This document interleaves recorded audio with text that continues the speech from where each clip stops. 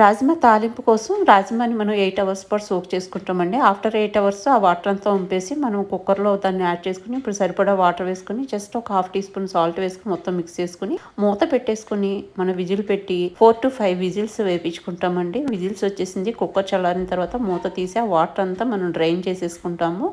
రెడీగా ఉంది. ఇప్పుడు తాలింపు చేసేసుకుంటామండి. ప్యాన్‌లో మనం ఒక టీ స్పూన్ అంటే ఒక టీ స్పూన్ ఆయిల్ వేసుకొని దాన్ని మంచిగా స్ప్రెడ్ చేసుకున్న తర్వాత దాంట్లో టీ స్పూన్ ఆవాలు, ఓ టీ స్పూన్ మినపప్పు, ఓ టీ స్పూన్ జీలకర్ర వేసుకుంటాం. అదేవిధంగా 2 ఎండుమిర్చి ముక్కలు యాడ్ చేసుకుంటామండి.